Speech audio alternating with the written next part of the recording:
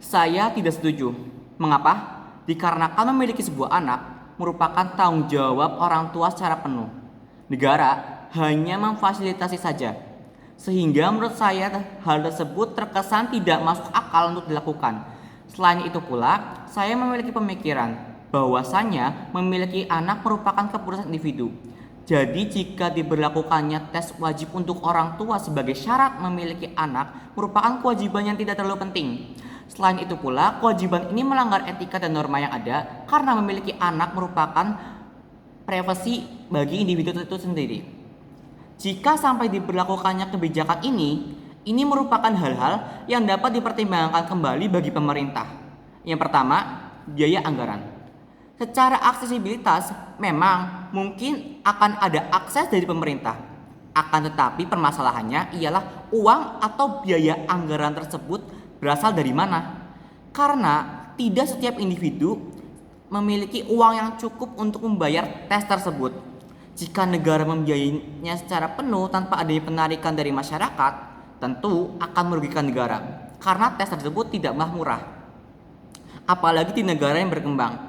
Dengan laju pertumbuhan penduduk yang tinggi, maka biayanya yang dikeluarkan pun akan banyak karena banyak pasangan-pasangan juga yang menikah dan ingin mempunyai anak, sehingga terkesan membuang-buang biaya anggaran. Yang kedua, tes dilakukan secara apa? Jika tes dilakukan secara tertulis, menurut saya hal tersebut tidak efektif. Mengapa? Karena tes hanya berdasarkan teori saja, tidak ada bentuk nyatanya dalam kehidupan sehari-hari. Tes yang dilakukan secara praktek juga tidak jauh berbeda. Di dalam praktek tersebut memang kita mendapatkan pengalaman atau experience. Akan tetapi nyatanya dalam parenting jauh lebih kompleks dibandingkan dengan tesnya. Sehingga tes tersebut terkesan tidak berguna bagi pasangan yang ingin mempunyai anak. Yang ketiga, memiliki anak bukan tujuan utama setiap pasangan.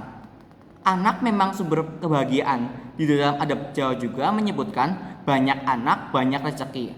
Akan tetapi dengan adanya globalisasi dan juga tingkat inflasi yang menyebabkan kebutuhan pangan, papan, dan juga sandang naik, hal tersebut menjadi orang tua berpikir dua kali untuk mempunyai anak. Jadi ada beberapa pasangan yang memiliki kesepakatan bersama untuk child free, yaitu menikah tetapi tidak mempunyai anak.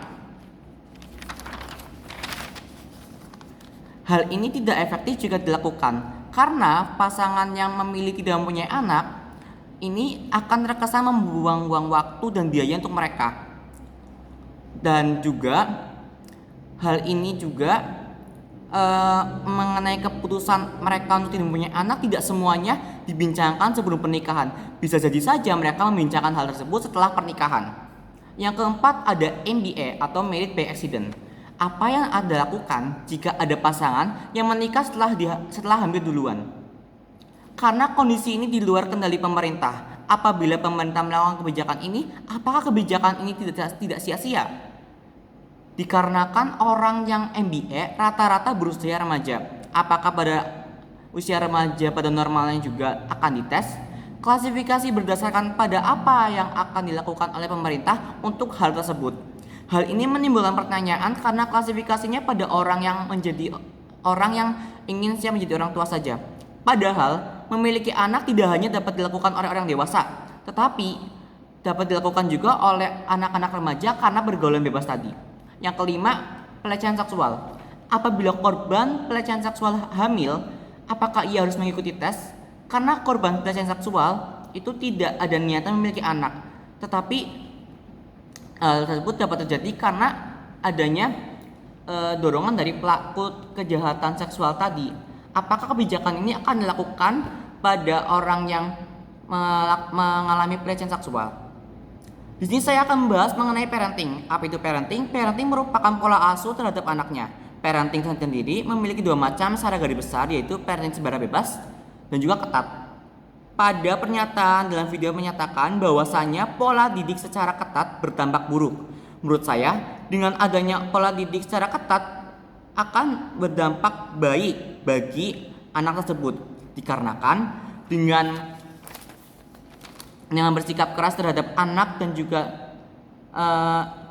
anak akan menjadikan anak tersebut menjadi disiplin, terhindar dari pergaulan bebas, dan juga memiliki mental yang kuat.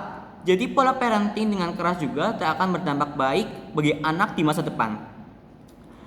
Disiplin karena orang yang parenting secara tegas akan melakukan sesuatu kepada anaknya dengan secara tegas, jadi anak lebih disiplin. Yang kedua, terhindar dari pergaulan bebas dikarenakan orang tua yang melakukan parenting secara tegas akan membatasi anak-anaknya dengan hal-hal yang sekiranya dia anggap negatif oleh pikirannya. Dan yang ketiga, menjadi anak memiliki mental yang kuat karena anak dengan tekanan oleh orang tua dengan kata-kata yang seperti itu dan juga pola pikir yang keras akan membentuk mental anak menjadi lebih kuat daripada anak-anak di usia seumurannya. Di sini saya akan memberikan alternatif yang lebih baik dilakukan dibandingkan menjalankan tes wajib untuk kelayakan menjadi orang tua. Yang pertama, dengan melakukan sosialisasi terhadap usia remaja pada usia sekolah dan juga masyarakat secara umum yang dewasa. Sosialisasi dinilai lebih gampang diterima dibandingkan tes kelayakan dikarenakan orang akan berpikir bahwasanya hal tersebut terkesan ribet dan juga mahal sehingga orang enggan melakukan tes. Tetapi jika sosialisasi kebanyakan orang-orang antusias karena sosialisasi tidak memerlukan biaya apalagi disubsidikan oleh pemerintah. Selain itu pula, sosialisasi dinilai asik karena dapat belajar tetapi dengan santai, berbeda dengan tes yang terkesan lebih tegang. Yang kedua, Dinas Kesehatan Sosial dan juga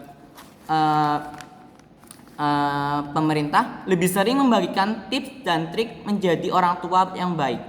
Dengan adanya perkembangan teknologi, maka tidak perlu lagi membagikan ilmu parenting secara langsung. Bisa saja melalui postingan sosial media. Hal tersebut dinilai lebih efektif mengingat masyarakat dunia sekarang mengakses apa saja menggunakan smartphone ketimbang buku ataupun tes secara langsung. Jadi alternatif yang saya paparkan bila untuk orang yang hidup di daerah pelosok akan menggunakan sosialisasi dan juga untuk yang hidup dengan aksesibilitas internet yang gampang akan dimudahkan dengan penyebaran video melalui sosial media ataupun media massa dengan berbasis elektronik. Terima kasih.